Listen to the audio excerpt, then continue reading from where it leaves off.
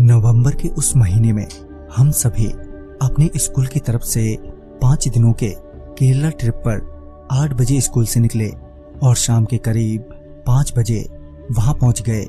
हमारे ठहरने का पहले से सारा इंतजाम स्कूल द्वारा किया हुआ था। जहां हम सब रुके थे वो होटल जैसा ही था, मगर वॉशरूम रूम के बाहर थे। हर एक रूम में 3-3 बच्चों को रहना था। मेरे साथ मेरी 2 सहेली प्रकृति और रम्या थे। रूम नंबर 113 में पहले दिन तो सब कुछ अच्छा रहा। बाहर घूमने फिरने के बाद हम रूम में वापस आ गए, मगर मैं कुछ ज्यादा ही थक गई थी, इसलिए बिना नहाए ही सो गई। मेरी नींद रात के 2 बजे जाकर खुली। मुझे वॉशरूम जाना था तो मैंने अपने दोनों सहेलियों को उठाया साथ में जाने के लिए। वैसे तो हमारे 3rd फ्लोर पर भी वॉशरूम था, मगर वो अच्छा नहीं था, इसलिए हमने सोचा कि 4th फ्लोर वाले वॉशरूम में चलते हैं। अभी हम तीनों सीढ़ियों की तरफ मुड़े ही थे कि लाइट चली गई, मगर हम तीनों फिर भी सीढ़ियां चढ़ते ही रहे। मगर मेरी सहेली ने कहा, अरे यार सीढ़ियां खत्म क्यों नहीं हो रही हैं ये।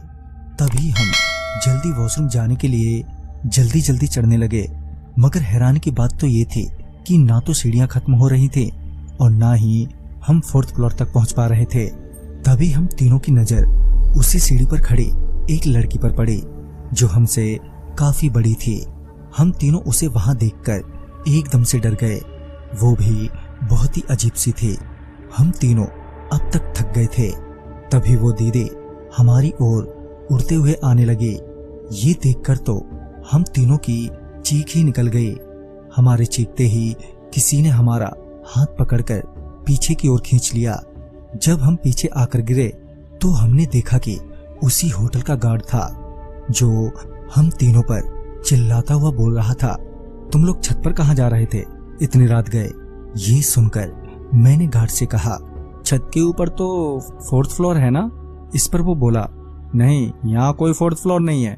फिर हमने उसे बाकी की बात बताई तो उसने बताया कि दरअसल बहुत पहले वहां 3 लड़के एक लड़की को पार्टी के लिए लाए थे।